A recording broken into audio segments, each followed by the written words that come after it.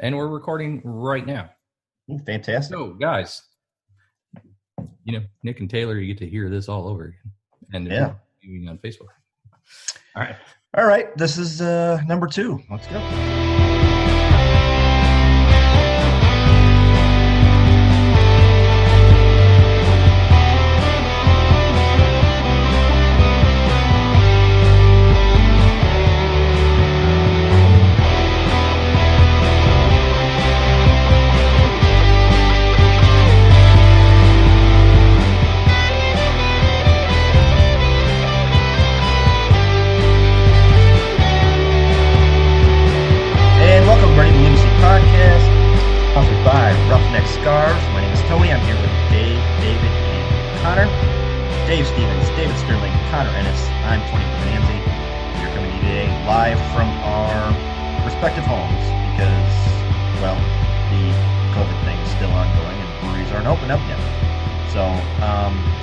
Breweries will be allowed to be open on June 1st.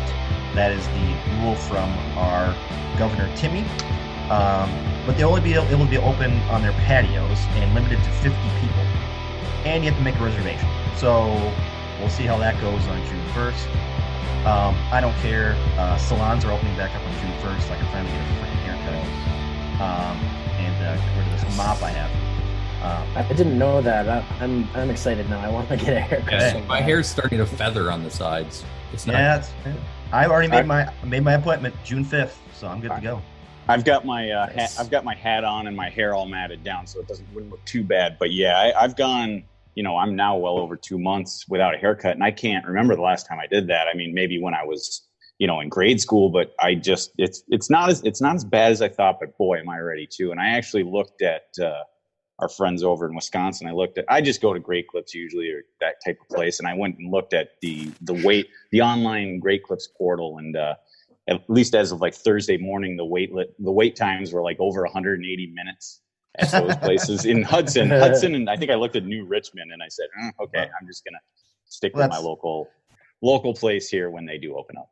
That's good. All the Minnesotans going over there. That's I haven't crossing the border. I haven't been over there, but from the little bit that I've heard, it's kind of I don't know. If you believe everything you hear and read, it sounds like it's pretty crazy over there, even in Hudson, Wisconsin. So, well, let's talk about Wisconsin just for a bit, because it's like the Wild West over there now, because I don't know if anybody follows politics. I know David does.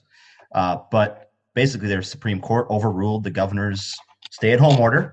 So everything was allowed to open back up. So we have counties and cities and towns doing their own thing, and it's like just all crazy in Wisconsin. So I can see where people from Minnesota, if you're on the border, jumping over there to go to a bar, restaurant, get your hair cut, whatever, because here you can't do that yet. So yeah.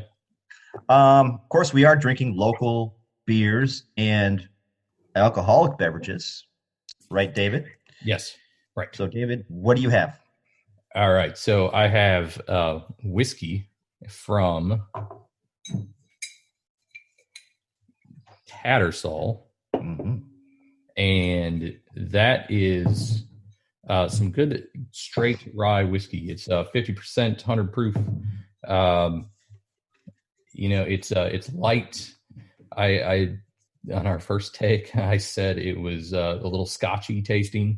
It does taste a little young. But it's pretty good. It would definitely be fantastic for cocktails, and I believe it says right on the back it's perfect for an old fashioned or Manhattan. So I would definitely recommend it. Obviously, Tattersall's local to Minneapolis. I have not been there. I have planned on going. Drinking liquor and then driving is a bit sketchy, so I've avoided craft distilleries for the most part, but it would be fantastic. We talked about doing this, going out to the distilleries instead of a brewery, and I think it'd be fun to do that. We just have to take an Uber. Yeah. Well, yeah. I like that idea, and I mean, you're kind of maybe following Tony's lead. On last episode, Tony had I believe, was it a vodka you were drinking or whiskey? It was vodka. It was vodka, okay, but it was a Minnesota craft distillery. So, yep. And maybe you're starting a trend there. So, a little bit, something we have to consider whether we Uber it or not. I like it. Speaking of that, though, let's. Yesterday, I went to get some craft beer, and I'll talk about it in a second when I talk about my beer. And they also had the Minnesota, Northern Soda Company out of Arden Hills. They make soda. They are a craft soda place in Arden Hills. You can go there just like a brewery. You can go there, have samples, sit down, play games. So maybe sometime, if we don't feel like drinking, we could go to there. Yeah, no kidding. Yeah. I know we have listeners that don't drink, so there you go. Maybe a taste there place for them to go. Yeah. Dave, what do you got? Well, I have the CBP, and that's actually from our friends up at Lupulin Brewing in Big Lake. We did a podcast there. It was last August. I had to go back and check, but it was last August. Seems like forever ago, and I was saying I couldn't quite remember if I've had this one before, but I do. It falls right into my wheelhouse of porters and stouts that I am so fond of after I get past the lighter lagers and ales. But this one is amazingly smooth, amazingly delicious. I mean, sometimes you have those porters, whether they're barrel aged or not, you'll taste the alcohol. This one is just so smooth. It tastes like you're drinking a dessert. It really does. And so that's why I was kind of joking, like it right on their website, I'm looking at the alcohol content, 5.25%, 20 IBUs, easy drinker, chocolate and peanut butter. You got to love it. But the calorie content, I'm sure is sky high. They don't tell you what that is. And I will say though, it was a wonderful coincidence this morning. I think I told you I'm drinking a little coffee too. I hadn't quite finished my morning coffee before we jumped on the podcast here, but I'll tell you what, take a sip of coffee followed by a sip of the CVP from Lupulin, and it works out quite well. Just adds another layer to the deliciousness. I was talking, so Dave came up last night. We had a little barbecue, and we're out on my, of course, social distancing out on my driveway. But I was telling him about the Pabst coffee beer. Is it Pabst coffee? Yeah. And my sister-in-law, Jamie, has tried it. She says it's like drinking like dessert.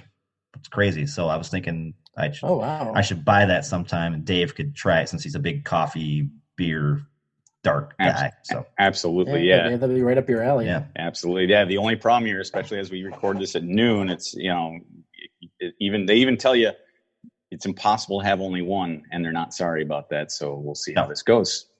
Yeah. Connor, what do you got? So I've got a juicy IPA from Head Flyer called It Was All a Dream. And it tastes a little, I was saying during our first take that it doesn't taste like a normal West Coast IPA like I was doing last episode, but this one tastes a little bit more weedy, which is weird because I always consider juicy IPAs to be a little bit more citrus. Yeah. But I've always liked this one. It tastes a little different than what it was before. Maybe it's the COVID getting to me. I don't know, but it's it's a good one. Give me just a sec here. It is 7.2% alcohol, nice. So it's a high volume. Careful with that. As I mentioned, I stopped by a brewery yesterday. I stopped by Eyre in Elk River. Their setup is kind of different than the other breweries I've been to, like Omni and stuff, where you actually walk in, you order online, you walk in, they give you your order. At Eyre, because they have such a small footprint, they've actually got a table outside.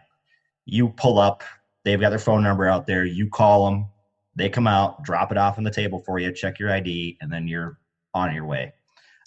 So they've got a whole kind of different thing, but I picked up a couple, but the first one I'm drinking right now from Eyre is the Skull Smash, which is their golden ale, only 4.2%, so I'm starting out light. I did also pick up their Call Me a Cab, which is their Cabernet wine ale. That bad boy is... Oh, wow, that's interesting. That bad boy is close to 9%, though, so that's going to be a later in the evening type of deal. And I do have online Sportical 90s trivia tonight with my sister-in-laws and their friend Kelly. We are the Dunkaroos, and we're playing for some cash prizes tonight. So maybe I'll drink that when I'm playing 90s trivia. So, shout out to Eyre in Elk River. They're doing a great job right now. They are, I'm sure they're struggling, but they are on Facebook constantly talking about their new beers. They've got all kinds of things they're mixing and doing things, and it's crazy. So I can't wait for things to get opened back up and for them to open back up. Yeah, and we mentioned on the first go around, Iyer, that was where we did our kind of Christmas episode, you and I, Tony, on the iPhone, and without David Sterling, but that we had brought up the fact that unfortunately for them, as far as June 1st goes, they do not have a patio. They do have a patio, but with literally one picnic table on it. So I suppose they could make one reservation blocks, but it makes it a little bit more difficult for them. Yeah, patio is very exclusive that way. That's right. How are they set up on the street? Because I know there was an article last night, I think it was, that the state was considering allowing restaurants, bars, and breweries to use the street. Well, the issue with Elk River is they're downtown Elk River. So you've got a 2-lane highway or a 2-lane road, and then you've also got parking spots, and then on both sides of the street. So if you took away and let them go into the street, into those parking spots, yeah, you could do it, but then where would people park? People would have to park further down or whatever, which wouldn't be a problem right now because, not everything's open there. So they could potentially do it. I don't know if they would. I don't know if it'd be worth their time to do it. Yeah. I know places like Invictus, they put out a thing on Facebook talking about what they're doing with their patio, which we've been on before. And they're doing something where they're going to split up their tables and do reservations and things like that. I think Omni said they're coming out with what they're doing here this week on their Facebook page. They've got a nice patio set up. They can totally social distance. But Omni's going to do really well because they're what? I mean, you could probably put 25, 30 social distancing in there. Mm-hmm, you could. And the other thing too is how's it going to work when you get these people on the patio? Are they going to be forced to serve you beer to your table? Are they going to have people serving you? Maybe. Or are they going to go back to the whole, you just go up to the front and get it? I mean, who knows? And how is that going to work out? I want to see a brewery institute a stopwatch. You walk in and you take your spot and they hit the stopwatch and they're like, all right, you got an hour. Okay. Yeah. Drinks in. Because if you got these limitations, you're going to want to find ways to move traffic. Exactly. Yeah. And that's why, it was one of the reasons I was a little bit disappointed after hearing that latest announcement earlier this week is because I always thought that, there's certain spaces that might make social distancing very difficult. But as far as breweries go, at least the ones that we go to and record at, there is no wait staff typically. And you just go, you stand in line, you order your beer at whether it's a bar or whatever, and then you go back and sit. And I had in my mind, I had thought, well, hey, you can still social distance in line as you go up and order. They can have their sanitizing stations. And then most of the breweries that we go to have massive indoor spaces, and I just thought it's a bit of a shame that they can't take advantage of those spaces, especially say on days like this weekend, where it's, raining and it's hard to predict. It's hard to make a reservation. And that's the other thing too, is the rain, the weather factor. I mean, how many nice days do you get outside Minnesota in the summertime where it's not too hot or raining or whatever? So what are you going to do if you make a reservation in a restaurant or brewery to go somewhere and then all of a sudden it's raining? Well, then you're SOL, Yep. So it'll be interesting to see what happens June 1st in the coming weeks, because we've already seen pushback from the Catholic Church in Minnesota saying they want to open back up. We're seeing pushback from restaurants saying this isn't enough, so we're seeing all this stuff happening. And frankly, I'll be interested to see where this all goes, So let's see. So hello to Corey. Oh, Corey joined up. Yep, there he is. Corey just joined us. There he is. Yeah. So let's talk about the MLS, because now, the rumors are starting to really percolate with them going to Orlando to play at the Magic Kingdom, and just like the NBA, and do a kind of World Cup type of tournament for the first 45 days. Right. And then I think the plan is after that to finish up the season at their stadiums without fans, of course. Right.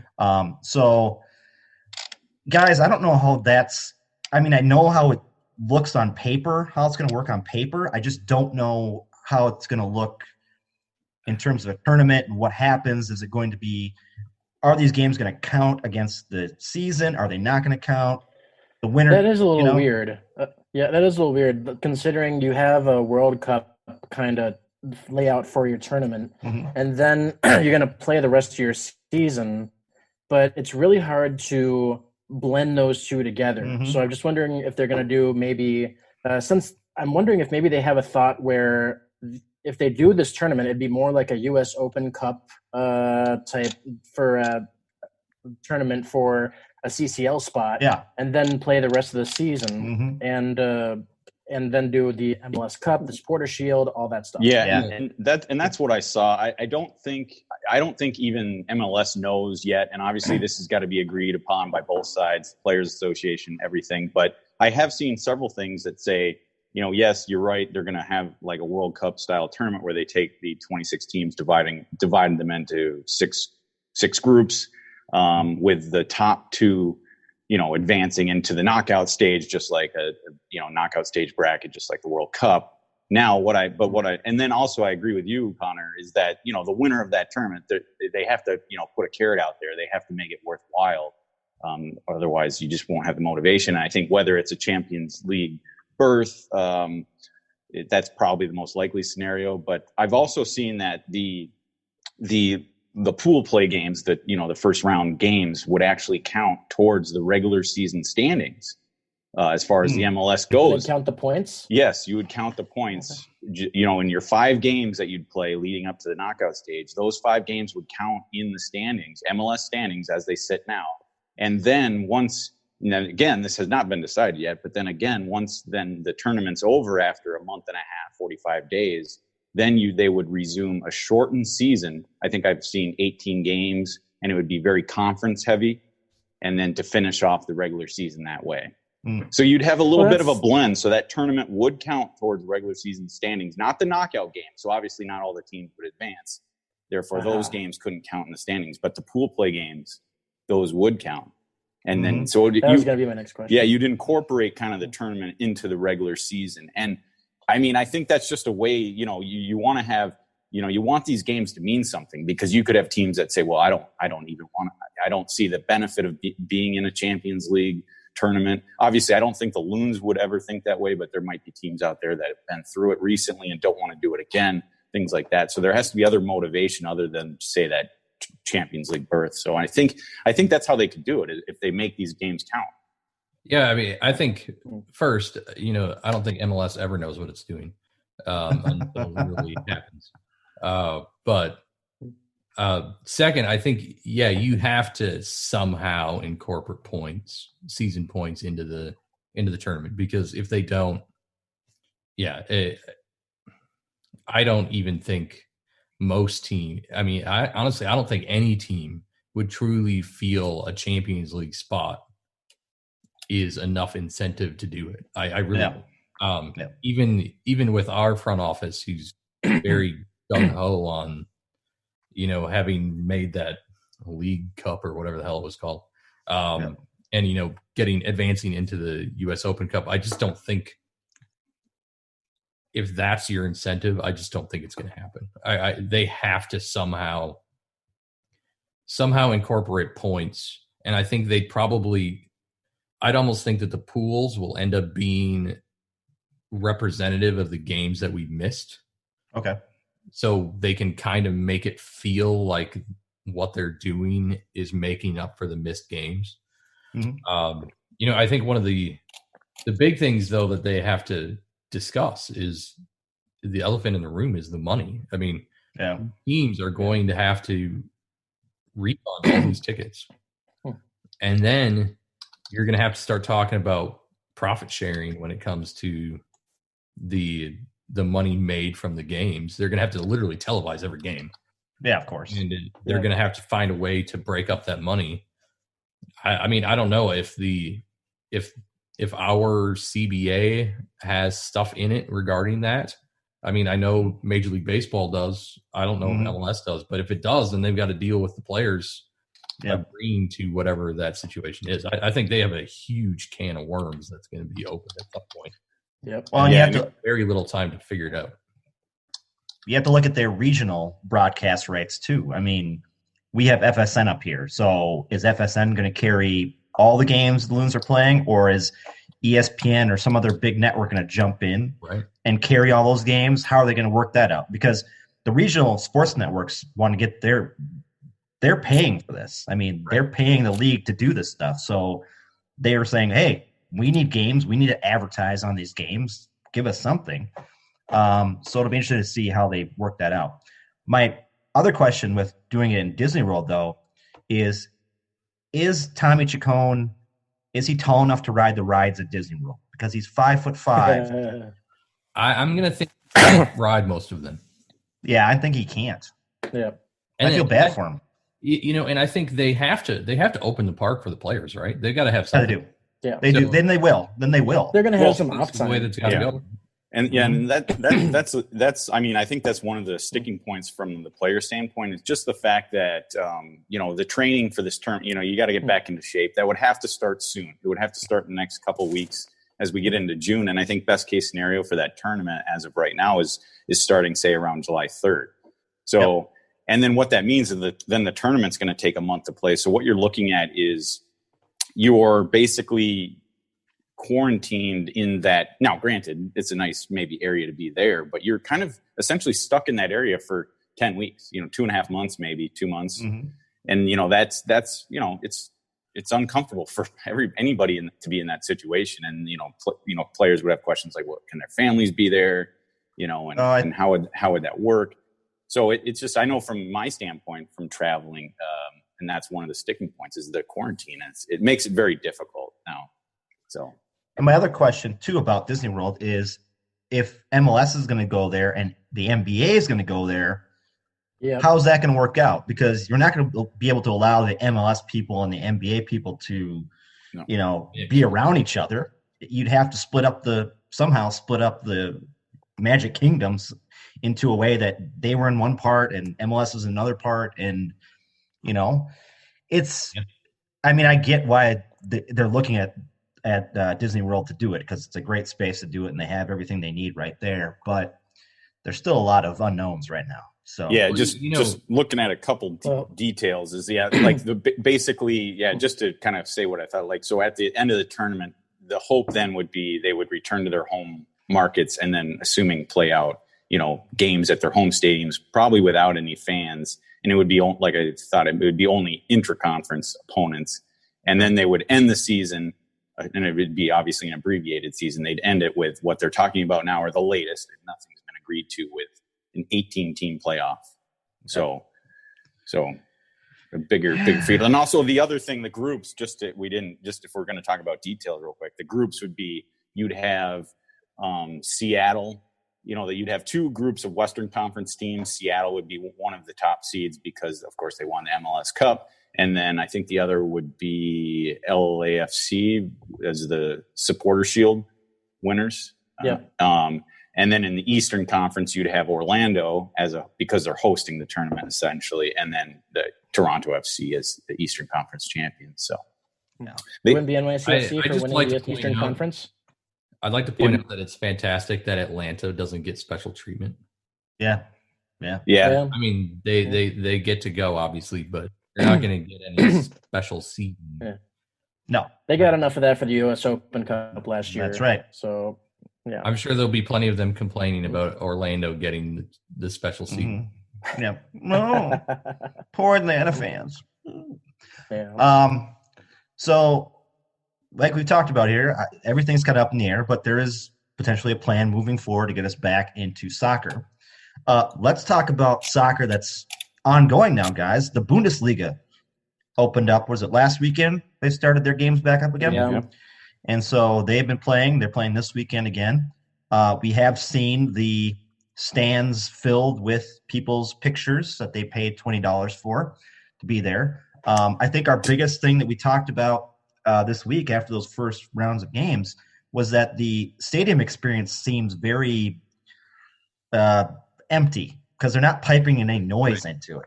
No. So it's like there's the enthusiasm, the whole.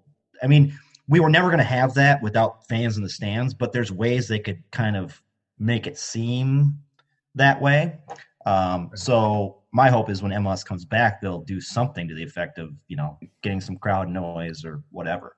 Yeah, I would like the game. Like I watched a couple of games. I hadn't. Was it one of the Borussia back?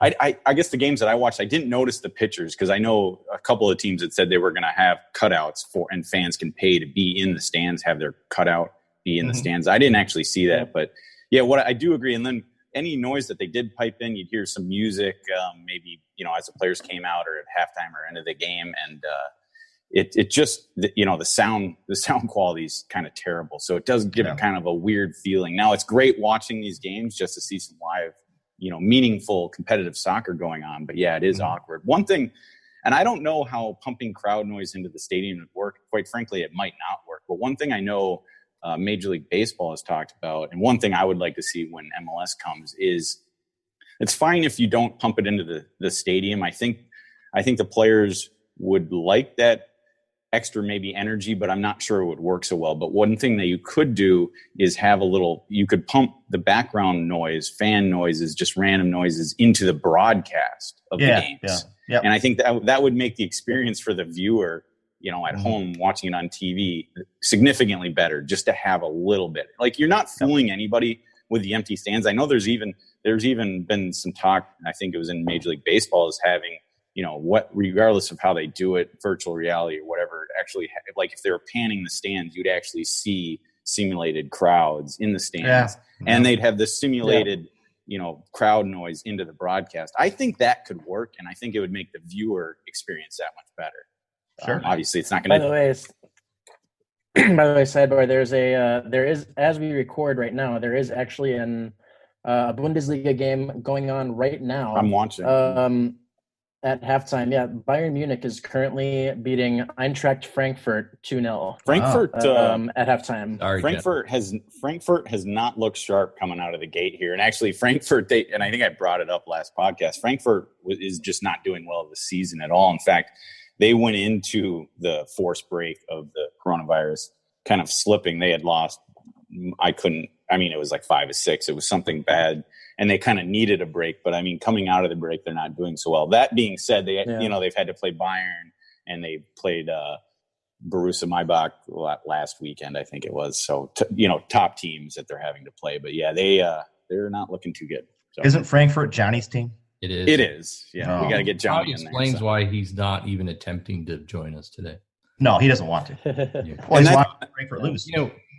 So yeah, we talked about so we're all kind of watching the games. I've watched them last week, and just excited to see him come back. So watching him a little bit this week. Obviously, it's going on as we speak. But we know Johnny's behind Frankfurt. Are any of you guys? Like me personally, I can say that thanks to our friend John, the Bundesliga is always in my kind of mind. But I never had been, say, a fan of any particular team in the Bundesliga. No. I enjoy it. It's an exciting league to watch when you do. And fortunately, Fox Sports won, and they cover the Bundesliga, so they do get good coverage over here, which is nice. It's an exciting league to watch. I just haven't really gotten behind any particular team. I follow Dortmund, when I say follow it, that's loosely. I think it is a lot more exciting league than Premier League. However, I haven't had the ability to watch them as much as I'd like to watch them. So for me, it's pretty loose. I know I watched last week, and now this week I did not watch because honestly, I was really weirded out by the whole situation. So I have the crowd situation, or so I didn't even watch the whole match last week. I ended up turning it off in like the 70th, 80th minute, something like that. So for me personally, when we look back at MLS, I might have a hard time watching Loons, quite honestly. It's just weird to me. I don't like the situation. I don't like how it's playing out. But maybe that says something about me being a poor fan. I don't know. No, But I just need the atmosphere. I just feel like it. Yeah. Feels like you're watching a Legends game or something. They're not. Yeah. It doesn't look like they're putting everything into it. No. It just. I don't know. It feels weird.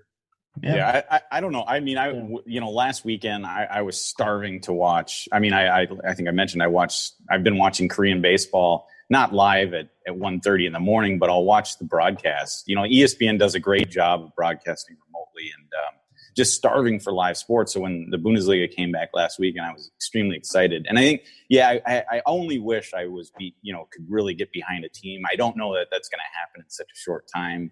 And saying whether they got most 8 games left, so it might be hard to get a little bit behind. But I think when MLS comes back, even in a tournament format, I'll be all over it. I mean, I think I'll be. Yeah. I think my excitement level is going to be maybe a little higher than yours, David.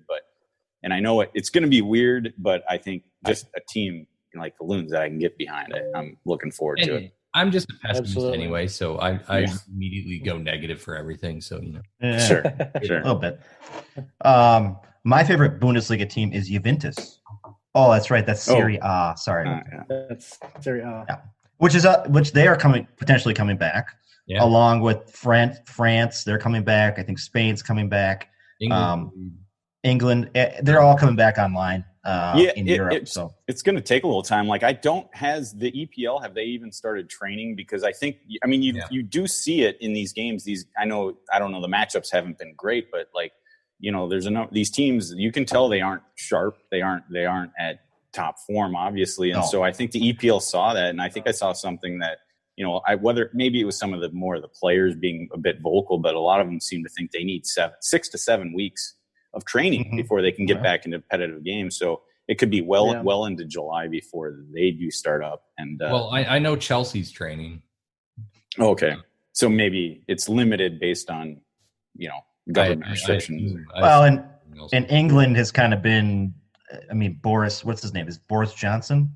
Yeah. Boris Johnson. Yeah, he's been kind of the open things and not really closing things. So he's been kind of the Trump of England a little bit. And so, he really is. He basically has been. So, he's let things kind of open up. And so they're going to be able to do stuff like that. Unfortunately, here we have 50.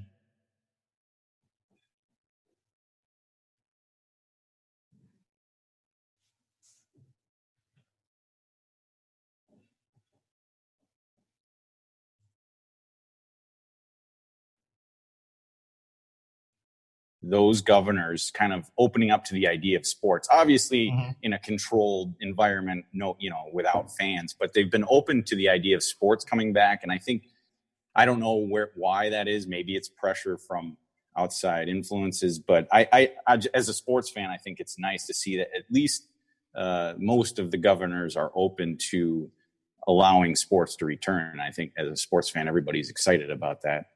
The unknown is a little, it's a little unsettling still, but at least, people are kind of getting on the same page of maybe seeing it happen. It'll be interesting to see what happens in the next couple of weeks here when we start getting these things kind of kinks worked out. Major League Baseball, the owners and the players are not agreeing at all about salaries right now. I think MLS is a little different because the salaries aren't as big as Major League Baseball is. So we'll see what happens. Let's talk about, Connor, do you have history? I have a little bit. Yeah, I couldn't enter it all, but I think I got a little backup source here. So do you just want me to do the last week this time? Because I know it ran a little long last time. Yeah, just do the last week. We need to, alrighty. Before we get started though, at some point we need to find a intro to your history report, a little bit of a today in Minnesota soccer history, or something like that, This day in Minnesota soccer history. I'll have to look into that. Yeah. There's a lot of reasons I like the segment, but one of them is just hearing the throwback team names in the older leagues. Yeah. It's always exciting. That's right. Yeah. All right. So I'll just do the last few here. Okay, so we'll start on the 17th. 1978, the Kicks won against the Vancouver Whitecaps 3-2. Nice. And then in 1980, the Kicks lost a shootout at the Rochester Lancers after playing to a 0-0 draw. The Lancers? That's a new one for us. The Lancers. That is a new one. Yeah. 18th. Oh, this is a good one. 1977, the Kicks win at Team Hawaii 3-1. Team Hawaii. I did not know Hawaii even had a team. They couldn't come up with a better name than Team Hawaii? Like it's Team Hawaii. Yeah. Like the Alohas or the Luau's or something like that. It's Team Hawaii. Rainbow Warriors. Do we know? But do we know they play in Hawaii? Maybe they're out of North Dakota or something. They're just we don't know that. All right. And live from Mandan, North Dakota, it's Team Hawaii. No, that doesn't happen. Yeah. 1979, May 18th, Kicks win at the San Diego Sockers 2-1. 1981, the Kicks win at the Calgary Boomers 2-1. That's a new one. 1986, the Strikers win Game 4 of the Indoor Soccer League Championship Series against the San Diego Sockers 4-3, and they took a 3-1 series lead on that day. Then we'll move on to the 19th. 1976, the Kicks' inaugural season, they beat the St. Louis Stars 2-0. And then in 1984, when the Strikers were still playing outdoors, they lost at the Chicago Sting 2-1. May 20th, 1979, the Kicks lose versus the Fort Lauderdale Strikers. This was before the Strikers obviously moved to Minnesota. Yeah. That was 4-1. And then in 1981, the Kicks lose against the Chicago Sting 5-2. May 21st, the Kicks win against the Chicago Sting 3-1 in 1978. And then in 1980, they lost a shootout against the Memphis Rogues after playing to a 0-0 draw. And then in 1986, Strikers lost Game 5 of the championship series at the San Diego Sockers, 7-4. And the series lead was cut to 3-2. Strikers still winning the series. The 22nd, 1977, the Kicks win against the Portland Timbers, 1-0. And then we've got 1986, May 23rd, which is today.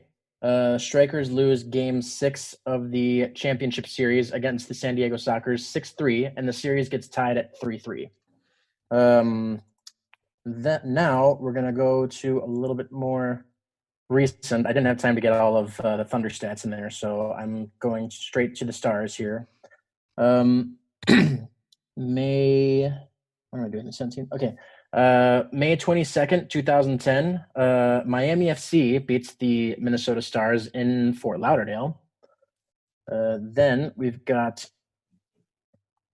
so we're moving on to 2011.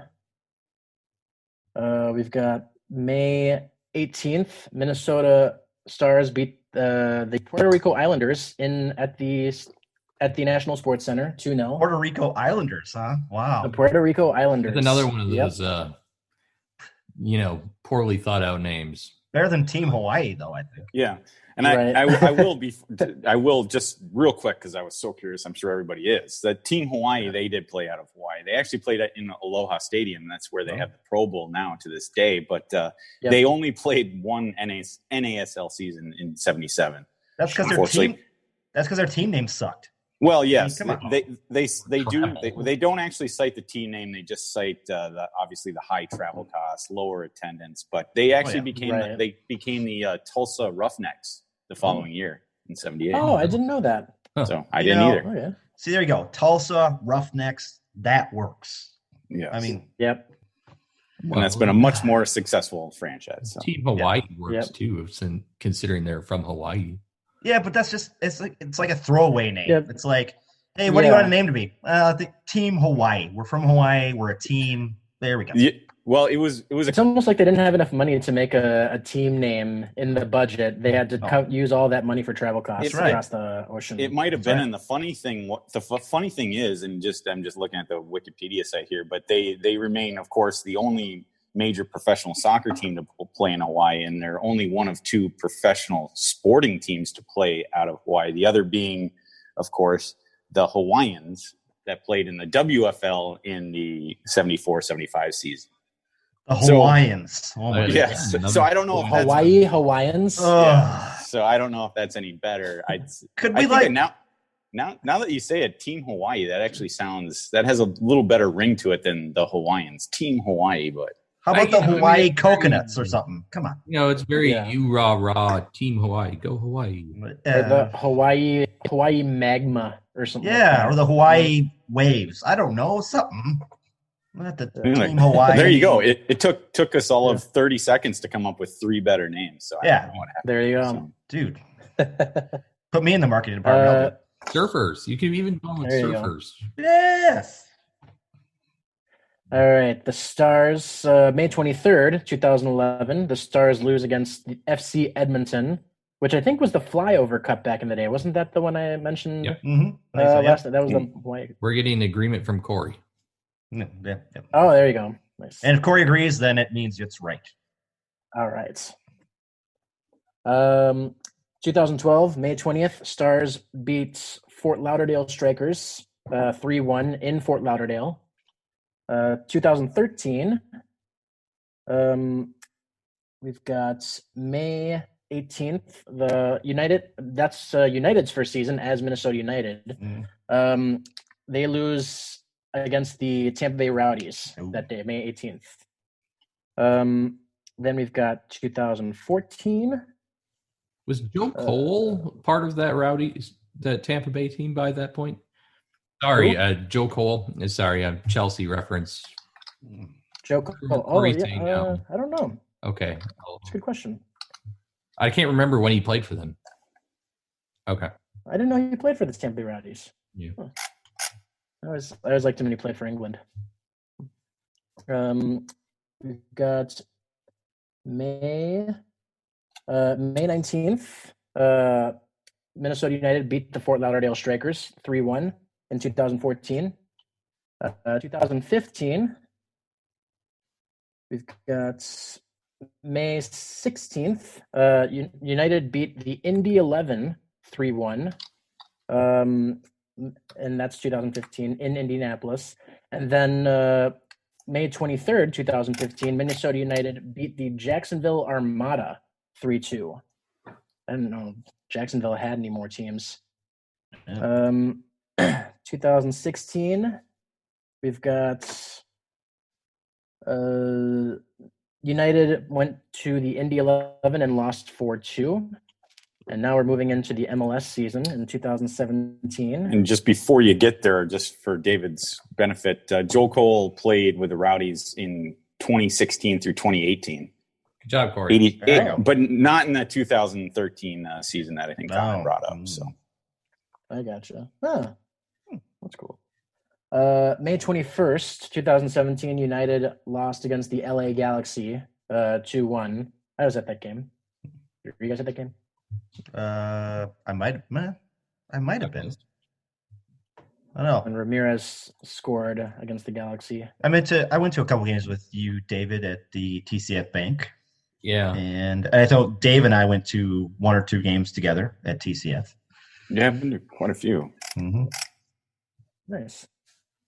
2018, May 20th, United tied with Sporting Kansas City 1-1. And then we will move on to last year, which the stat of the day is May 18th, United beat Columbus Crew 1-0.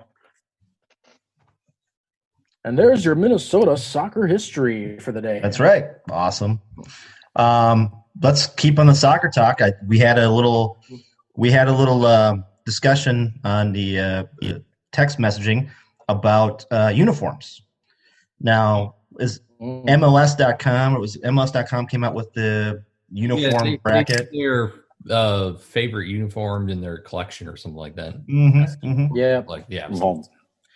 So then I said we could obviously expand it to other sports because we're not corporate stooges. No, of course not. I thought you were talking about the all-time jersey bracket that they. Oh yeah, that was something on. different, which I think we lost. Yeah. Or we're still in. We're in the top 8. It was the round of 16. I think the results just finished last night or this morning, and it was 1996 LA Galaxy versus 2020. And the final results basically say it was 50-50. Yeah. Although, but then now we're against Seattle's black jersey, which is the. Nick says we lost Seattle. Right now, it just says it's. Nick says we can't beat those fuckers. So we lost to Seattle in the round of 8. We're losing. I think losing. Yeah. Oh, I haven't voted yet. I'll vote. So you should probably do that because we're. Yeah. What's amazing, guys? What's amazing is we come up with this jersey, which is a fantastic new jersey, and we make it to the round of 8 or 16 or whatever, and that just shows you that we could have had a great jersey all along. They just put their flipping minds to it and did it. I mean, right here. See, this is. Yeah, the vote is. It looks like the voting is done. The vote is over. That's what Nick says. Yeah. Thanks to Nick. Looks like the voting is done. So Seattle. So did you guys get jerseys? Did you bring them to show, or did you just want to say them? I have one now, and are we going to allow it for other sports? Because I unfortunately do not. I don't wear a lot of jerseys. I did when I was younger, but I don't like wearing jerseys as much anymore. I don't know the reason, but I do have a handful of jerseys in my collection. But I have the one original MLS 2017 MLS United jersey, but that wouldn't be my favorite. But so if we can expand it to other sports, then I'll be happy to participate. Is it the home one or the away one that you have? The home one, the white. Is that the home one? That's the away one. Oh, it's the away one. Yeah, I'm sorry. Yeah. The really boring one. I'm sorry, boys, but that actually is. Sorry to Tony to interrupt, but that's another thing about jerseys. I'm kind of like, that is my style, boring. Like I like the boring ones. I don't like the flashy jerseys for some reason. I just like my favorite. One of my favorite U.S. men's national team or U.S. national team in general is the 2010 white jersey, just because it's very, very plain. It's got the U.S. logo here, and it's got the Nike, and it's got kind of a light sash, I'll call it, going across. But it's very plain. Yeah. It's very plain, but I still like it just because of its simplicity. The ones where they get, a little crazy, I don't know, they aren't my favorites. Yeah. So the baby blues from the Minnesota Twins back in the day, still one of my favorite. Yeah. Which I have a Burt Blyleven jersey. I wear it every once in a while. And then Corey's nodding yes. Yeah. See, baby blues. And then of course you have to go back. There are some great NBA jerseys, guys. And Pistons from back in the 90s, 2000s with the horse and the whole deal there. That's a great jersey.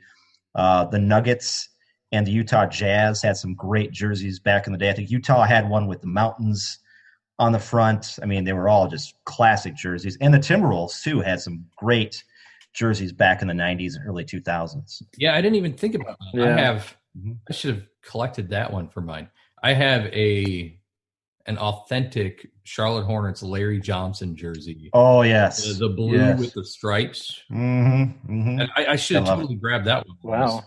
Looking for the jerseys. Gotta love it. So a few weeks ago, ESPN actually ranked the NBA top jerseys of all time, and the number one was, of course, the Lakers from the they wore it from 1978 to 1999. Well, it's so Magic Johnson. Classic Lakers jerseys are always going to win. Yeah. Them and the Celtics. They're jerseys that they don't change. They've never done anything crazy with those jerseys because they're so classic. But they'll always win because they're the Lakers. Yeah. So did anyone bring theirs to show?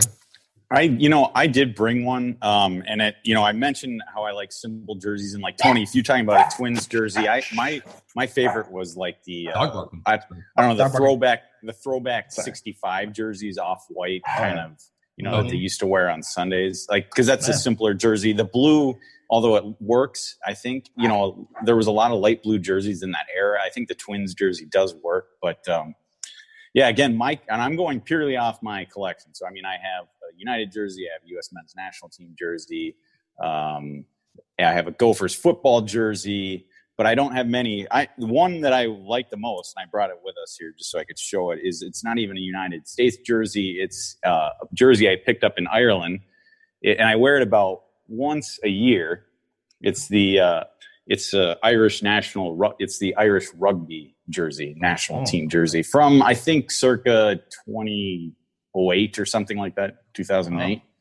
I wear it once a year on St. Patty's Day. In fact, I think I wore it for our St. Patty's Day recording at 56. Oh, yeah. Okay. So that's the one I enjoy wearing the most because it's fairly unique and looks good. Corey and I just got the new Forward Madison kit. Oh, really?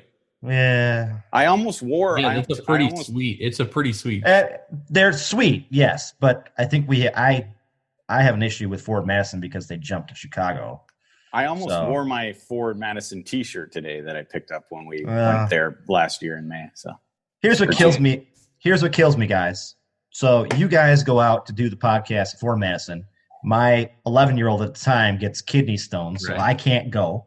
And I'm like, great, we can go this year. Like COVID happens, and then of course we hear the announcement that they're actually going to be aligned with Chicago now. So it's like, well, there goes that. Yeah. So I actually now wait a minute. To be fair, that doesn't mean we can't go out to Madison, and because it was a wonderful experience, and that club is doing it right, and I just want to see them succeed. So I would go back, even though they're associated with Chicago. Yeah, I mean, I'd love to go. I'd love to get out there like you guys did, but I can't believe they went with Chicago. I just don't understand that. Yeah, it's a shorter drive home. Yeah, whatever. So I cheated and got two. This is my soccer one. Ooh, nice. Your Drogba Ivory Coast jersey. Wow. I can't wear this anymore. If I did, I would not get it off. I've got to ask, we talked, just to put it in perspective here. So my jersey collection, if you want to call it that, I have 4 jerseys. How big is your collection, David? I have a dresser drawer full of jerseys, full of soccer jerseys. Yeah. So I think you might have offered at some point, but maybe, maybe I should. If any of them are for sale, maybe I'll have to think about that. Ooh. So this one, World Series jersey, Blue Jays, Paul Molitor. Oh, Paul Molitor. Oh, yes. Oh, I'm actually not a Blue Jays fan. I'm a massive Paul Molitor fan. Yes, I love Paul Molitor. He left, jump ship from Milwaukee to the Blue Jays. That was on my list for his World Series jersey. So that's nice. That's my favorite jersey of all.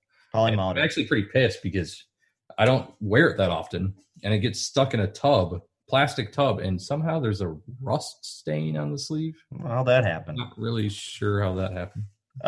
David, can you unmute Connor? I think his dog's done barking now. Oh, why? I didn't even mute him to begin with. Well, how did he did he mute himself? There is a Connor, did you mute yourself? Oh, there you go. Unmute yourself. You can't. It's a struggle in this day and age with dealing with these Zoom meetings. There he is. There we go. There you go. And we enjoy dog barking because we get that in every episode anyway. Yes. So, if we had a baby crying, we'd be it'd be right up there in our normal podcast. Yeah, sometimes I feel hold on. I could probably get that to happen. Yeah, David's got a kid. Come on, bring him down.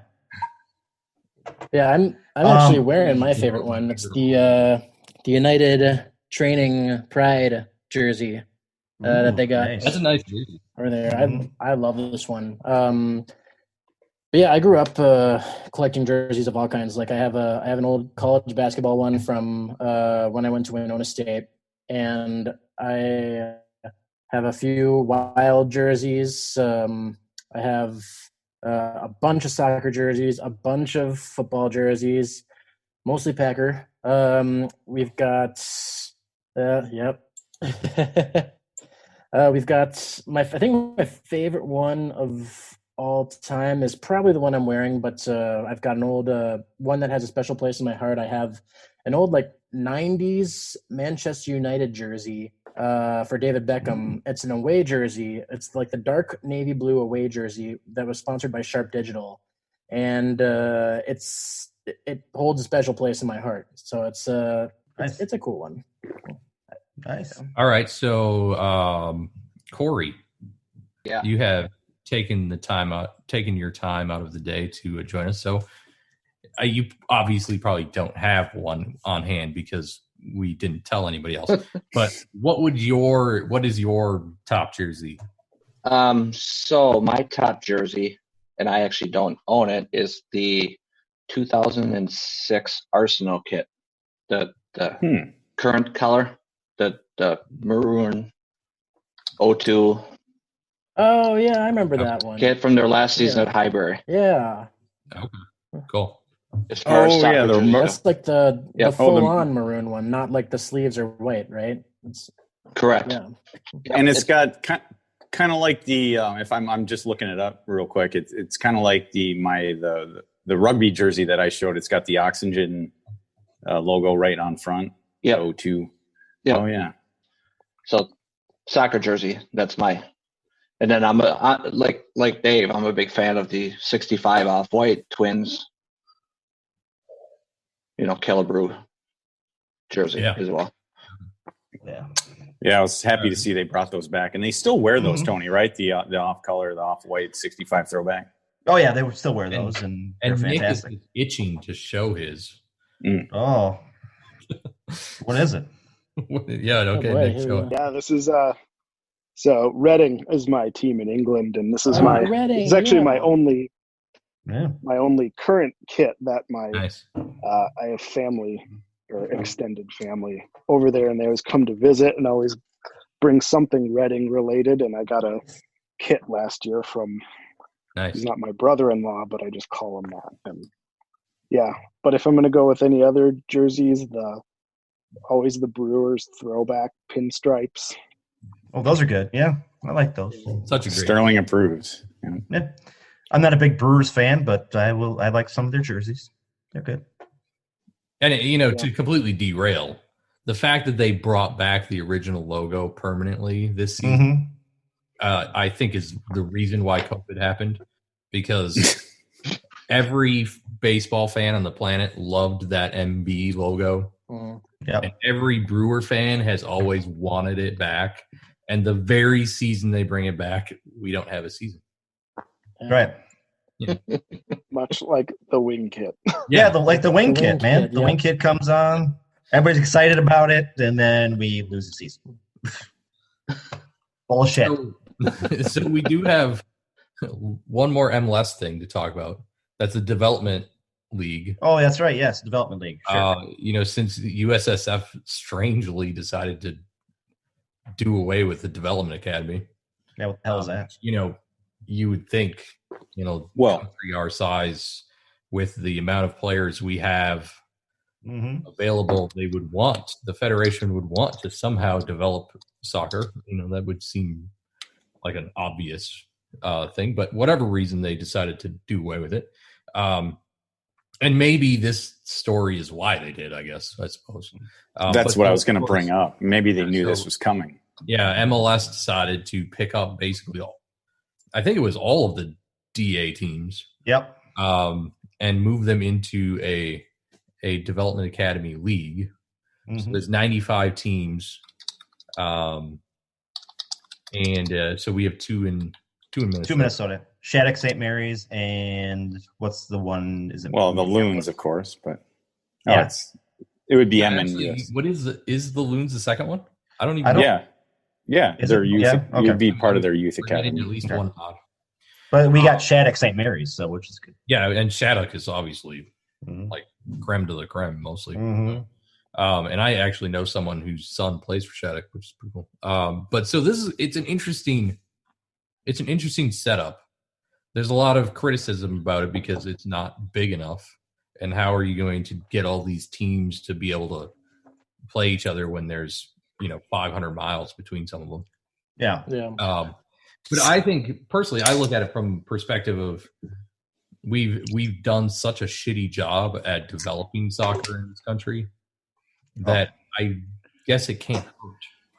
Yeah, I definitely look at it as a plus. I mean, there's a couple things that I think this is a move in the positive direction. There's a couple reasons why. I mean, first of all, it does, if you're talking about developing and identifying talent, one of the key things that it does is it takes, for most people, it takes the kind of financial barrier away. Right. It clears that. As far as identifying talent, like you don't have to, it's not like pay to play where it just makes it easier for everyone to be involved and to be identified. And then what I kind of liken it to, it's different because when you talk about baseball, it's not development, so to speak, but you're going to end up with basically these regional all-star games, basically. And that's what Little League essentially is. You go from city to, town to city to county to region, and you just develop these players, and you have coaches along that whole line that are looking for their best players from the most local level, and then it just moves up into this regional kind of all-star game format. I don't think they'd use those words to describe it, but that's essentially what happens. So talent can come up through that system regardless of your financial background. Like these players are going to be able to be identified easier. That's, I think, one of the reasons that this is a good thing. Well, again, we're starting off a totally new thing in development. So we've taken 2 steps back. It seems like development in the United States with soccer has always taken 1 step ahead and 2 steps back. We don't know what the heck we're doing. There's no general cohesion to it. And maybe this will be it. Maybe this is the new thing that we're all it's gonna move us forward in developing players in the United States. But it's who knows? There's a Paul Will song about taking 1 step forward, 2 steps back, isn't there? Yeah. Opposites attract. Yeah. That's a good. I mean, that's the good way to put it, Tony. I mean, I believe it's better. Is it perfect? No. Like you said, we have two development then academies essentially in the state, but it's still heavily biased. Say on the West Coast, I think California alone has. I don't off the top of my head, out of the 94, 95 academies, I think they have maybe close to, maybe not a quarter of them, but 20%, 20% of them. So it's still, and the East Coast, of course, it's heavily biased, but here in flyover country, it still makes it a little more difficult to move up the ranks and be identified, but it's got to be better. It looks like California has 18. Yeah. And they should. I mean, the population, of course, is huge. Well, so, we have, our population is 5.5 million people, and 2 academies, for me, it seems about right. You're not going to put an academy up in northern Minnesota because they play hockey. So that's that. And ultimately, it's got room to grow. So, I mean, I agree. I think it's probably a good thing. I think with the shit show that the federation is, I can't disagree with getting development out of there. And then you have USL, who also is starting up their development academy program, and and USL and MLS have a quasi okay relationship between them. So I think it's a better system. I would still like to see them really develop into a system where financial barriers are completely removed. The teams are bearing the burden of cost for all of this. They're going out and finding these players, bringing them in, educating them, training them. I mean, I'd really like to see that. And maybe this is a good start to that. But think about it, David. I mean, since the World Cup was here in, was it 92? 94. Right? Yeah. 94. Okay, 94. 94, the World Cup's here, which starts basically the MLS, right? At that point, you should have had a plan in place to grow and develop kids to be in soccer. Yep. And it seems like we've never had a cohesive plan to do that in that, over 20 years of MLS being here. And that was FIFA though. They just saw the money and decided, hey, we'll give it to we'll give it to MLS, and and then soccer just start making money in the U.S. I mean, it's been a shit show ever since. I mean, you have so many sports that you're competing against in the United States. I mean, in Europe, you're not competing against basketball, baseball, football, hockey, pretty much. You are competing a little bit, but soccer is the main sport in those places. In the United States, you're already behind the 8 ball. You had NFL, MLB, NBA. You had them all sitting here, and NHL. So to come into this and not have a cohesive plan, you were never going to get those players to kind of grow into what you needed them to be. Yep. Right. The only reason MLS has become what it is because we've gone outside of the United States. We've gone to places like Brazil, Argentina, gotten players from down there and brought them up here.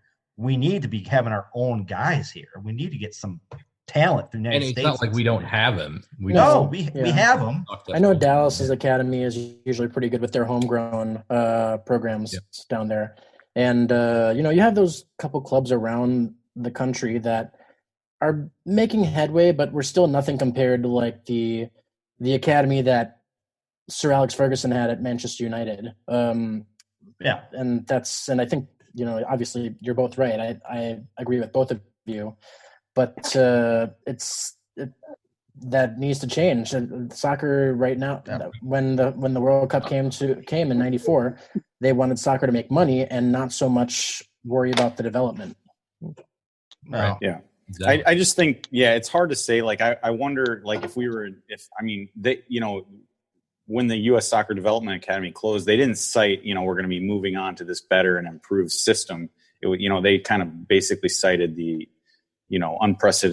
unprecedented circumstances that we are in, specifically citing COVID-19 and the financial strains that they had to close. Like, I don't know, maybe they knew that, MLS was going to step up in that departure, but I just wonder, I just don't see, I just see, I don't know how much it's going to change, but I mean, at least with the MLS backing, you'd think it could get stronger with the 26 clubs and maybe 28 and sooner than later. Yeah. I mean, just with that financial backing that the development academy can get better. I hope so. That's how I looked at it. I hope so, because one of my biggest things, and I've talked about this on this podcast before, is having homegrown players who come from Minnesota play on a Minnesota team. I know David laughs about it all the time, but it's true. You get behind those guys because they're from Minnesota. That's why people get behind Adam Thielen on the Vikings. That's why I think people get behind Finley for Minnesota, for the Loons, because he is technically from here, but he's from Wisconsin, but we'll fight about that. But I mean, you need those guys to come up because your fan base loves those guys. I mean, look at Joe Mauer. Yeah. I mean, Joe Mauer for the Twins, picking him. Dave and I traveled down to the Quad Cities to watch Joe Mauer play in a minor league game back in the day. Yeah. I would never do that if it was our first round draft pick was some guy from Texas, but it was Joe Mauer from Cretin Durham Hall. Well, yeah, and and exactly. Let's bring it back to the Loons. I mean, there's Fred Emmings from St. Paul. Mm-hmm. It could be years before we see him actually play for the Loons, but at least that they're identifying local talent and developing that. So that's true. So academy stuff, we'll see where it goes. I'm hopeful, but I'm not gonna be too excited yet. I just got a text from my sister-in-law. She must be watching on Facebook because she said, "Watch yourself with the drinking today because we got trivia at 7:00 tonight." So she's seen me drinking already. I did crack a new beer, guys. I cracked one from Lupulin. Lupulin. It's called Fashion Mullet. Yeah. Nice. Well, I'm just happy to hear that Lupulin's being well represented. I did forget to show my glass that I'm drinking out of today. It is the I Like Beer From Here glass. Is that the one you drank from last week too? It might have been. Yeah, I'm not sure. Yeah, I like those. I also have a shirt. Yeah. So, and this is good. I think this is an IPA. Doesn't say on the can what it is, but I believe it's an IPA. Mm-hmm. But I just bought it because I liked the guy on the front. I mean, come on, who doesn't like? That's fantastic. Look at his goatee with the Lupulin symbol as his little beard there. Without the goatee, you might look a little bit like what's his name? The motivational speaker from Saturday Night Live. Matt Foley. That's his name. Yeah. I don't want to. I used to do a great impression of Matt Foley. I'm not going to do it now. One of these times I will. but I'm a big Matt Foley fan.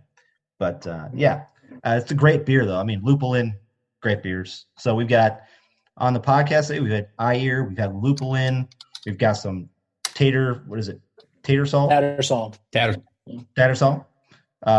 Dave had Lupulin, didn't you? Yes, I did. Lupulin. I had the CBP, the chocolate peanut butter porter. And actually, as long as we're talking about new beers, I think I'm drinking one that a lot of you will recognize. Fair State. Very cool. And if you don't, it's the Fair State Palais. And we were, we recorded at Fair State back, it was July, I believe. But, and actually Fair State was the last brewery I was at before, the shutdown basically occurred. Oh, no. So, so it means. Yeah, cool. And Connor, we had yours was from Head Flyers. Yes, and I have actually cracked a new beer too. One that I have not tasted yet. I just cracked it like a few seconds ago, but it's from Inbound. It's called Hazy Shades. Oh, it's a good beer. Oh, look at that action! Look at that guy. I really like hold on. Let's compare guys here. Mullet guy. Just Hazy Shades. Combine the mullet, combine the mullet and the goatee with the mustache. Yeah. That looks like a 70s guy though. Yeah, it does a little bit. Oh, what was that one? Oh, teaser for Sterling. David, Forgotten Star action. So is that Connor, is that available? What's that, Sterling? How's it taste? Well, it says it's a New England IPA, and I don't blame it. It's very New Englandy. Very, I like it. very malty, but it's good. I really like it. I'd never tried it before. And then, it says here. Hold on a sec. It says New England IPA featuring 7 rounds of Amarillo, Citra, and El Dorado hops. A mouthfeel more pillowy than your bell bottoms, and a citrusy hop profile more flavorful than your disco suit. I have never read that description before. Wow, that's amazing. Creative, nice. Well, so well done. So I cracked the from Forgotten Star. Nice. We had intended on getting out there again this year. Yes. We were there a month after they opened? Yeah, a month after they opened, we were out there. Yep. Well, we were there essentially their opening weekend, not for the podcast, but checking it out. Yeah, recorded a month after. Where is that one? This is Forgotten Star. It is their Ginger Lou Kettle Sour. Where is Forgotten Star? Yeah, it's 4.5% alcohol. It's like nothing there. It is phenomenal. I bet. Nick has been telling me at least half a dozen times, I bet, to try this, and I haven't. And so yesterday, I finally took off from work and went down there and got a can. It is really good. I wish I would have gotten like 3 because now they're not available. According to their online order, it's gone. So, just for Connor's benefit, Forgotten Star, for people who don't know, it's just up the road from 56 Brewing I'll call it north. I'd call it Minneapolis, but I think technically their address might be Fridley. But I think it is. It's just up the road on the River Road from 56. Okay, that's cool. So fantastic. It's actually the complex around there was built a couple years ago. My company actually did all the electrical work on the complex around there. And Forgotten Star took an old ammunition plant, I believe, and turned it into a brewery. So it's very cool. I mean, it's a very cool place to go. Kind of tucked back in this whole 3 Stacks commerce area. And the guys up there were super nice, and they have some great beers, and they got a great location. I mean, their building is massive. They got so much room. Exactly. And that's why I'm really, and I hope we'll see when it comes, but the next phase of the reopening, I mean, that's just another example of they have a lot of square footage in that place where not only could you fit more than 50 people, you could fit more than 50 people in that place properly socially distances without a problem inside. Cool. And what's really sad is they planned on opening their new event center May 1st. And so COVID obviously got in the way. They were gonna have concerts up there and stuff like that, which is they're awesome. doing weddings there too, or they were planning on. I should say. That's awesome. I mean, fortunately for them, and it'll be interesting to see how they do it. They do. I don't think I'm looking, but they don't necessarily have a patio per se. I mean, I think they have, but they have a lot of. They do, but they definitely have a lot of outdoor area that they can use around, even in their parking lot. I mean, so they might be able to get creative there. And this is one of those things that I question. So they have this patio space, but then they have these huge garage doors that can be opened up. Now, why can't they open the garage doors and allow all that fresh air in and allow people to congregate slightly inside? I mean, wouldn't that be pretty similar? Yeah, and you could put some kind of border up there with saying stay 6 feet away from the bar or something like that. It's not even. It's not even that. Yeah, it's not even. It's the fact that, and again, I think David agrees with me on this. I don't know how many people agree with us, David, but it's the fact that you let them open up. They have their own regulations. They've been told what to do, and if people don't feel safe going there, they won't go there. That's the thing, Right. It's an interesting thing. I mean, because I'm not never step away from COVID for a minute, but it's the same, health and safety is extremely important to restaurants and breweries and everything, because, you get one outbreak of, say, food poisoning or anything else, and then their whole business can go down like that. So I don't it's interesting. It's a really odd thing. I mean, nobody takes health and safety more serious than most restaurants. And the reality is there's a lot of opportunity for cross-contamination in the service industry. Yep. Of course there is. Yeah. The fact that you're serving someone a glass, that glass obviously gets touched to the face. And then that gets transferred to somebody else who takes that glass and takes it somewhere else. And that person then drops that glass off and takes whatever they just picked up somewhere else. And I get it. I mean, there is it's definitely probably the most risky industry there is. I mean, even when you think about clothing shops, you can easily keep distance from people. You're not necessarily touching things. I suppose there are people who pick stuff up and look at it, but it's still, the food, the brewery, the bar, there's just so much opportunity to. There is. I mean, you can't get around that, which I think is one of the reasons why the state fair is not happening this year. Yeah. We can't get around that. I know there's a lot of people online saying, well, just open it up to a certain amount of people. Well, you can't really. What's the reason for opening if there's only going to be 25% of the people there? Exactly. Right. Yep. The reason you go to the fair, there's reasons you go to the fair. 1 is the food, 2 for me is the beers, and 3 for me is the crowds. Yep. I as much as I hate crowds, I do love people watching, and I'd love to be out there. But and I'm one of those people that. I've maybe even said this. I'm not a social person, but I like to be around people. Yeah. So it's like people watching, if I go to an away game watch party, people have to force me to interact with them because I just sit there and ignore everyone. But it's I still like to be around people. And that's the big thing about the state fair. A lot of people hate the crowds, but I just, even though I want to stab at half the people that I interact with, I don't really mean that. We're on a podcast here. It's still it's still just being around the people, seeing how they interact, seeing the people get pissed off at parents who have their little kids. It's humorous to me, and I like seeing the social interaction.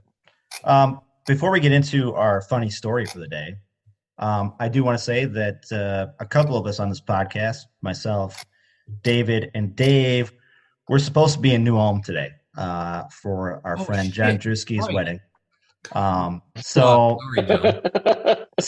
we're supposed to be in New Ulm today. Of course, that got canceled. It's being pushed to next year. They did already get married. So I don't think I've said in the podcast. Congratulations, John and Jenny.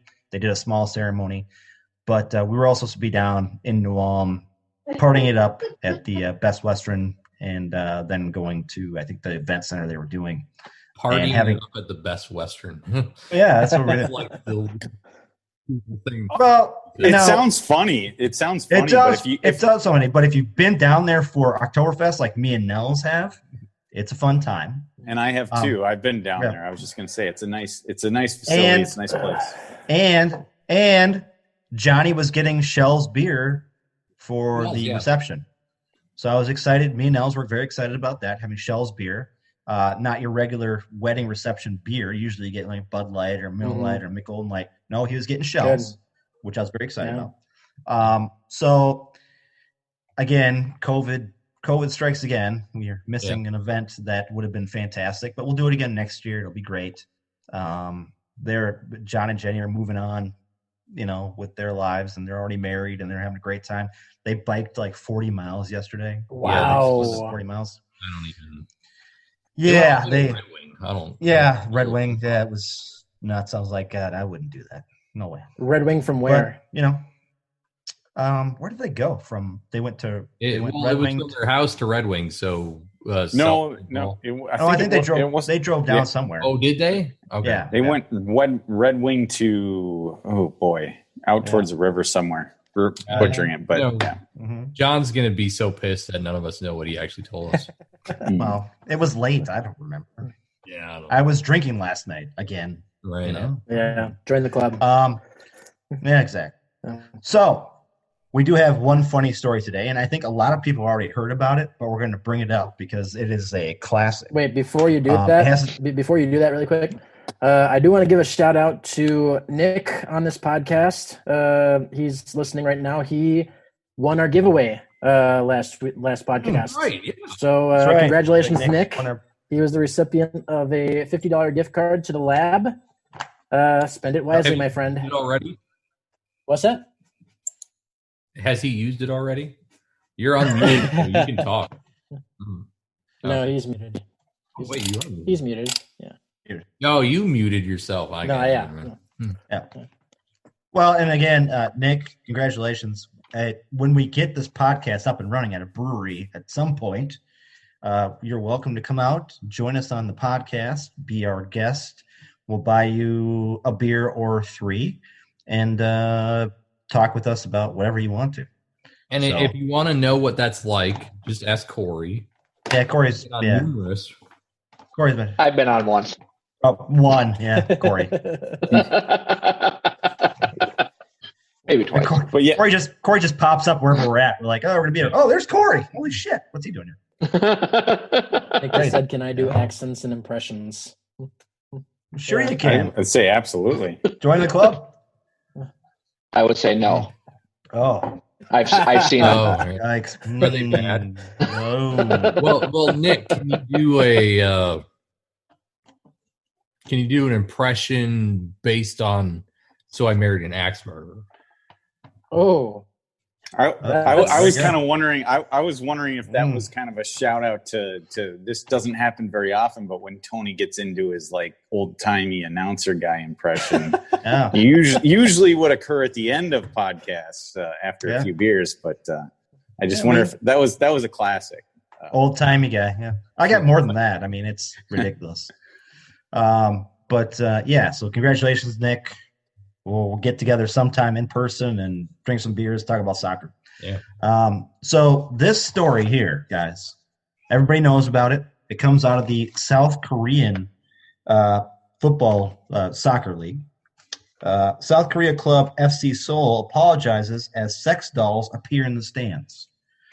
So we talked about Germany, right? Putting the cutouts people. Well, South Korea, this team decided to put some real life dolls out there. And they got in a little trouble for that. So they apologized to fans after inadvertently substituting supporters in the stands with sex dolls during their 1-0 win over Gwangju FC on Sunday. For Seoul's first home game, around 20 mannequins, many holding banners and all wearing masks, were spaced evenly around the seats behind the goal. As the game progressed, however, Korean social media started to light up as it became apparent to viewers that these mannequins, supplied by a local company, Delcom, who was CEO as a Seoul fan, looked very much like sex dolls.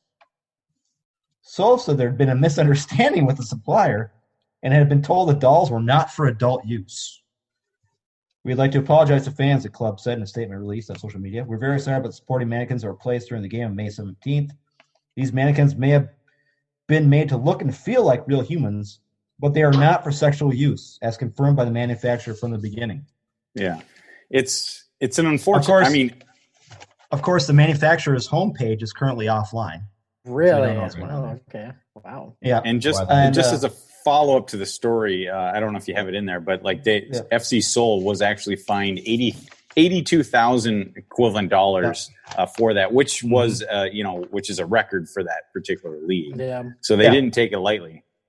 But I will say this: have you seen the pictures? I mean, they do look very realistic. They do. Like they didn't just go blow up. They went high tech with these. Oh yeah, they went sex dolls. Yeah. They were sex dolls. Yeah, but to be fair, the reason they got in trouble, well, one thing was there was 30 mannequins in total. 28 of them were female, and they were completely dressed, and they were wearing masks, and so 28 were female. Yeah.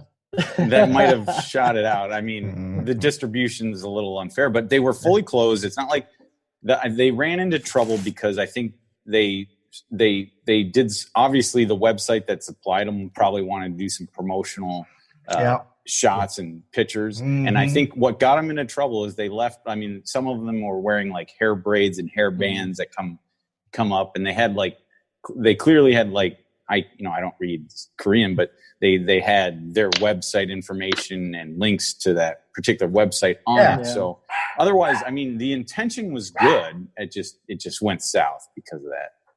They were sex dolls. Yeah. Yeah. I mean, those aren't mannequins. No. Those aren't mannequins. Those aren't mannequins. They're not mannequins. I call them a mannequin, I guess. I mean, they're not, but okay, go to your local Kohl's or whatever. Those the Kohl's. I mean, come on, they're not mannequins. They're much more realistic. I mean, much more. Have you, when you go to a clothing store, do you see something that looks like that as a mannequin? No, you don't. Those are sex dolls. And again, we live in a weird time right now, guys, where we're putting sex dolls in the stands at soccer games. And somebody I think mentioned how in South Korea they are very much against pornography, right? Oh yeah, it's actually pornography is illegal in South Korea. Yeah. So I mean, I think it would have been say if they did this at in Germany, it might have been an issue, but it wouldn't have been the issue as it was in Seoul because pornography is illegal, and there was clearly advertisements for illicit websites and this and that. So I mean, it's bad on the team's part not to look into it, and whoever put those mannequins out, they must have known. I mean, wouldn't the team officials have to put those out and be like, something's wrong with these? These look very realistic, and they have some wording on them that we probably shouldn't put out here. You know what I mean? I'm looking at pictures and I'm kind of 50-50. I mean, I think 50% of me is thinking one of the people in the organization in their front office had a sense of humor, and was kind of thinking of it that way. Oh, this will be funny. But then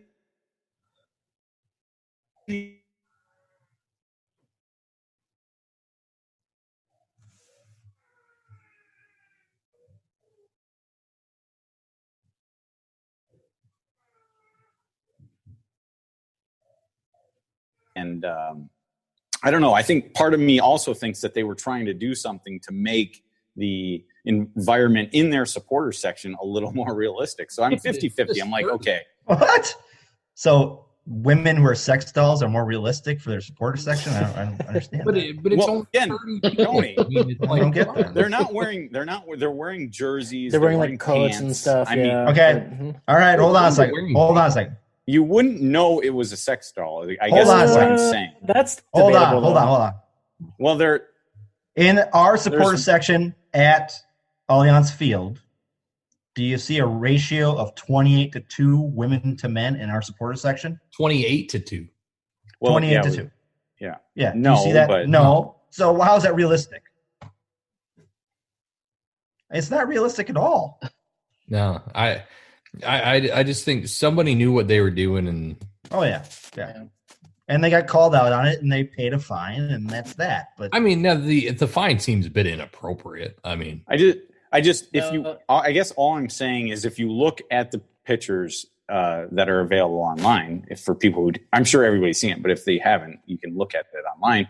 It's not offensive, in my opinion. Right? No, yeah. it's not. Can I point out that whenever we have these stories about risqueness, it's usually Dave who's somehow trying to justify them. Yeah, I know. I'm just saying it's.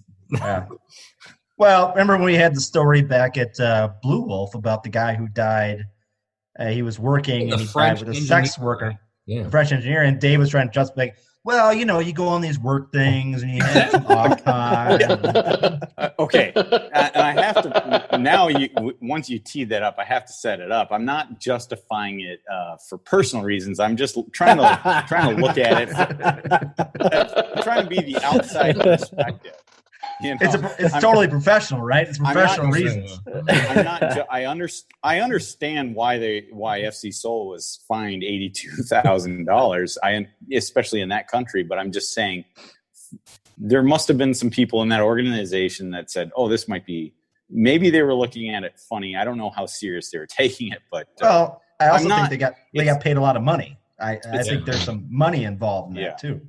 Yeah, so how much? Yeah. The offensive part about it, I'm saying, is that there was clearly advertisements for pornographic websites, right.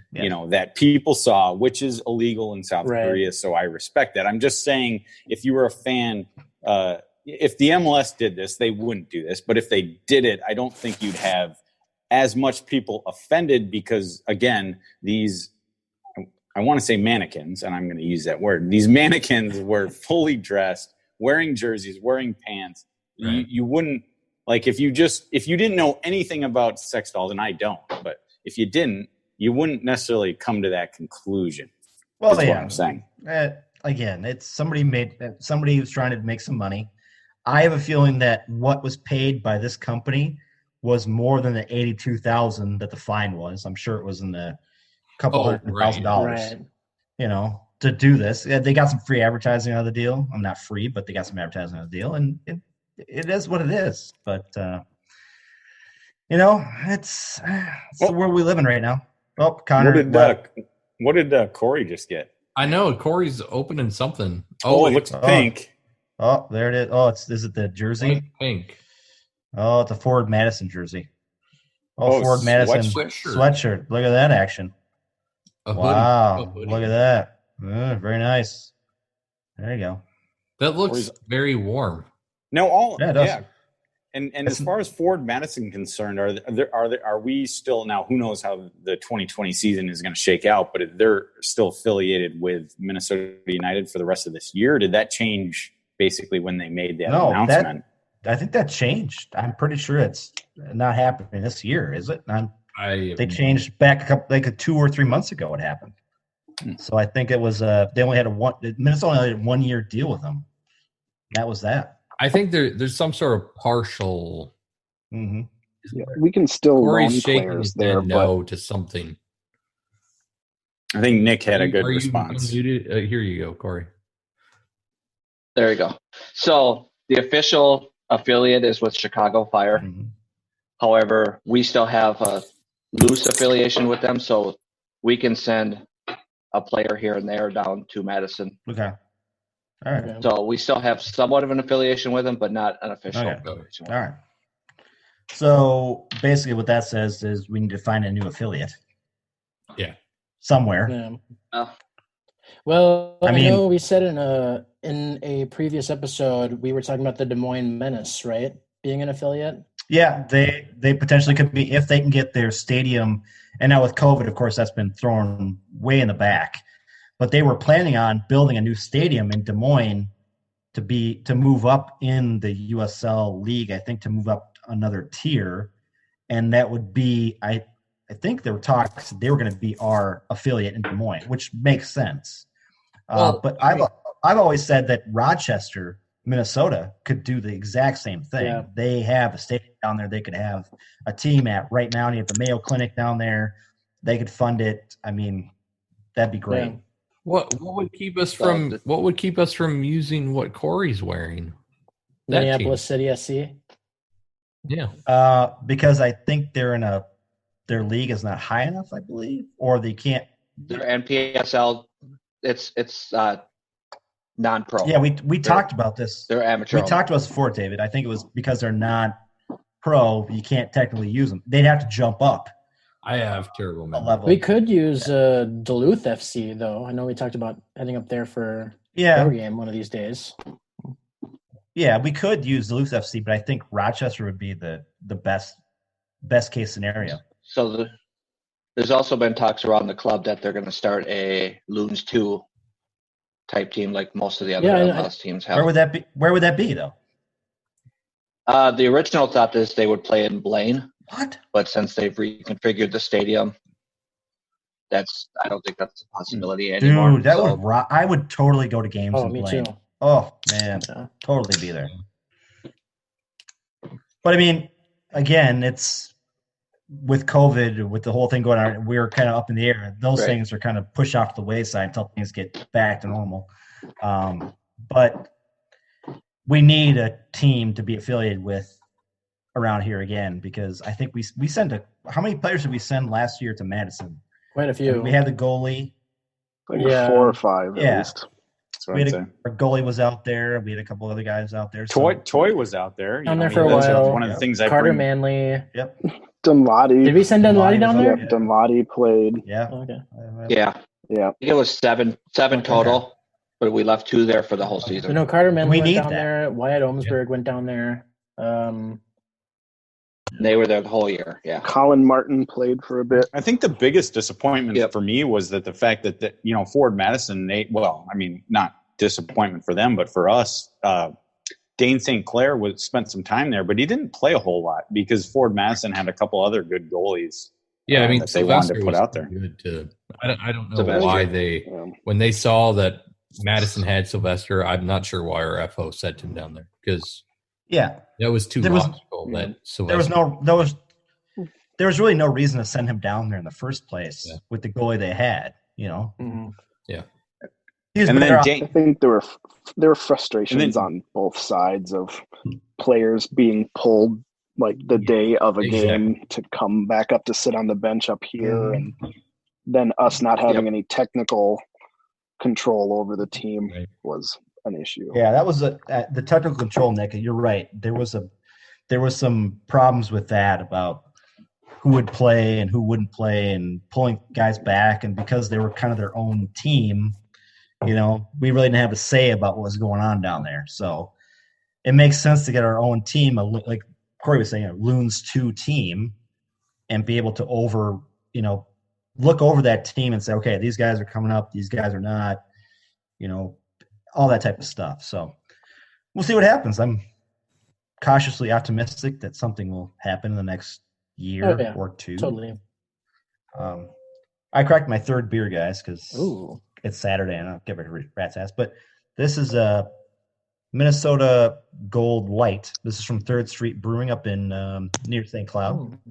The light lager, it's 3.9%. It's a nice drinker. I always buy a 12-pack of this stuff. So that is a good one, Tony, and I love that one. It's a throwback to it's a good one for It's not for craft brewer. If you like drinking craft beer, but you want to switch to something that's easy drinking, and that's the one because it tastes like it's like the Mickle Light. Mickle Light in Minnesota is pretty much what it is. But it's craft beer from Minnesota, so that's why I'm drinking it.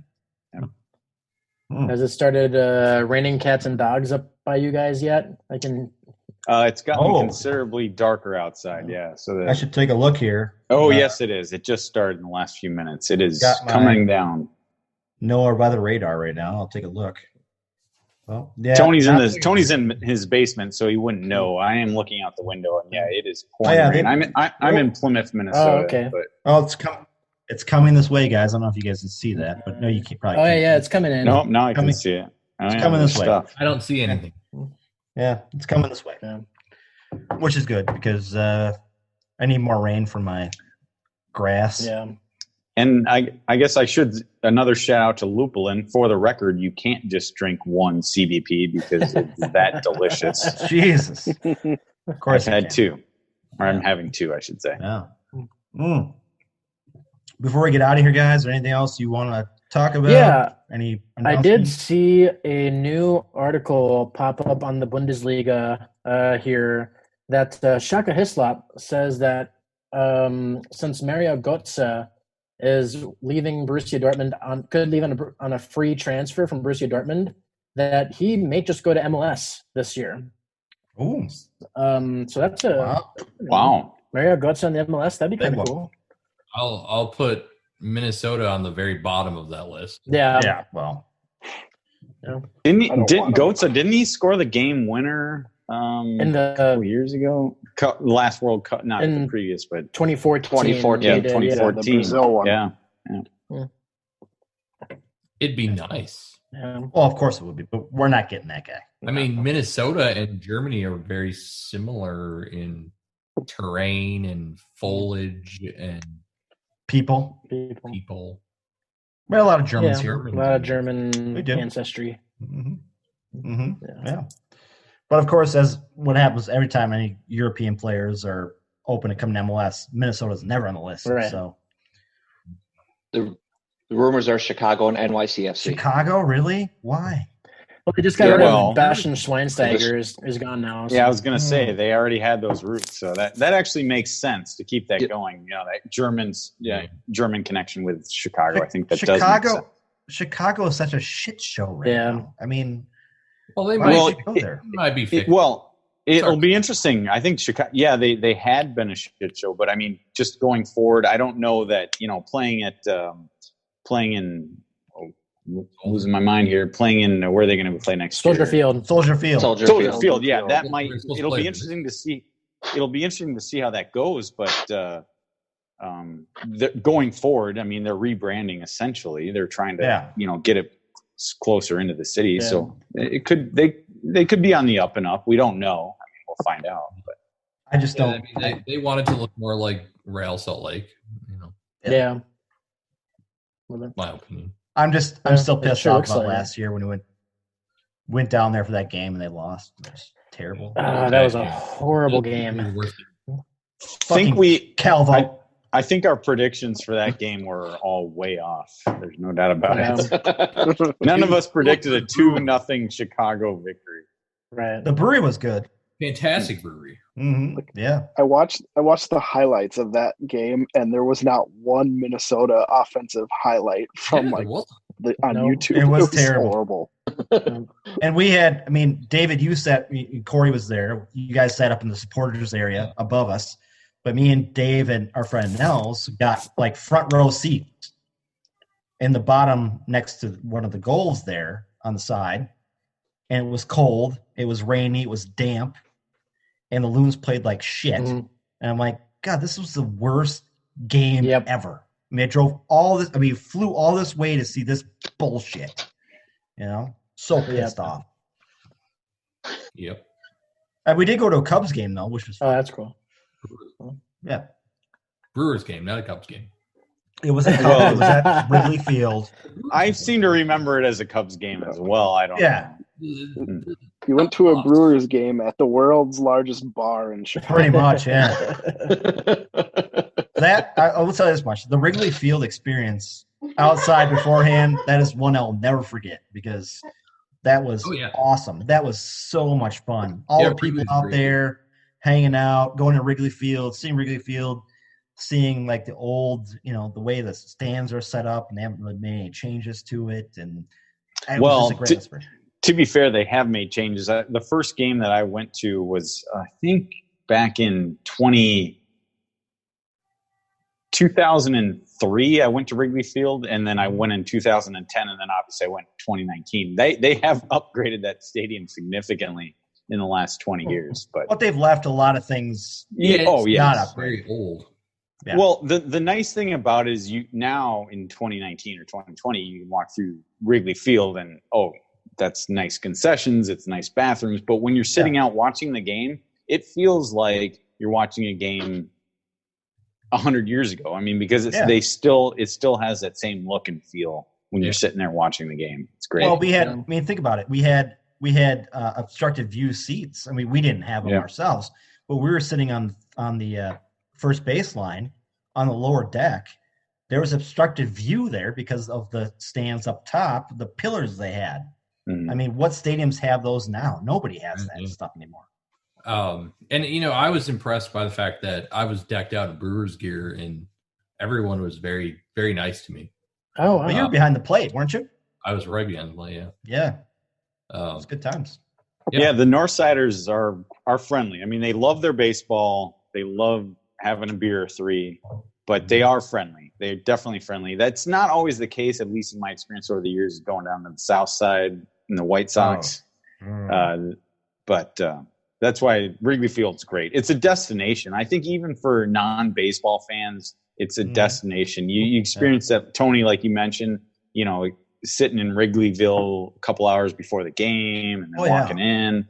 And then afterwards, it's definitely a sport. If you're a sports fan, it's a destination you have to see. Sounds a lot like Lambeau Field.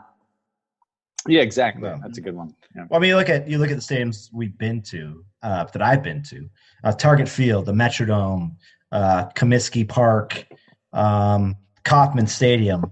None of them compare outside to what Wrigleyville is. I mean, there is not that atmosphere outside of those stadiums like Wrigleyville, and it feels like there's everybody's kind of together, and this whole it's like a feel like I've never felt before at a baseball game. It's fantastic. Yeah, the only thing that compares to Wrigley Field would be Fenway Park, but it's in a different sense. Like Fenway Park, when you're sitting in the stands, you've got that history, a stadium that's been there for 100 years. But it doesn't. Wrigley Field is a little bit better in the sense that they have that whole Wrigleyville area, that whole neighborhood in the north side of Chicago is phenomenal. It was fun, man. Except for the loss that we had, it was a fun weekend. I mean, it was a good time. Anybody else before we get out of here? Some bookkeeping. So, as of Tuesday the 19th, I kind of nothing that's not surprising, but the All-Star game for MLS, and which would have been kind of interesting because it was going to be the MLS Liga MX All-Star game. Yeah, that is canceled, as well as the League's Cup and Campione's Cup is canceled officially. I don't think that's a surprise, but just throw it out there. No, it's not surprising at all. We live in this strange world right now where things are getting canceled left and right, and we got every week's a different week, right? Yeah, it is. Yeah. Mm-hmm. Yep. By the way, the Bundesliga game that was going on just ended. Munich beat Eintracht Frankfurt 5-2. What the? Whoa. Johnny's probably pissed. No, I mean, I guess when Connor brought up the halftime score of 3-0, at least Frankfurt came back and scored a couple goals. It was actually 3-2 at one point.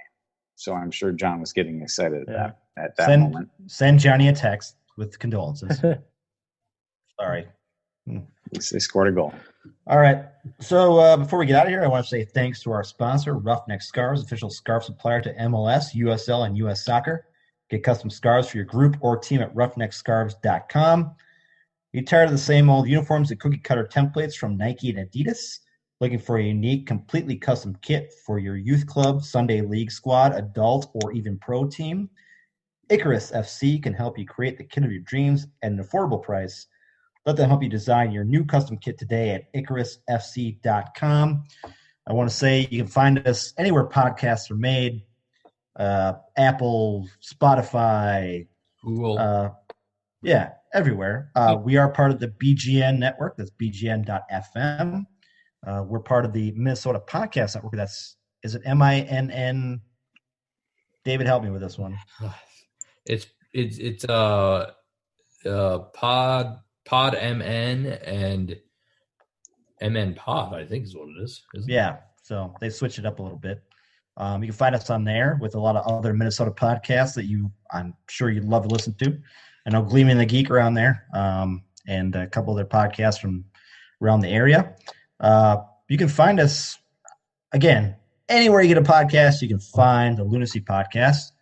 So for myself, Tony, for Dave, David, and Connor, we'll talk to you guys in a couple weeks. All right, so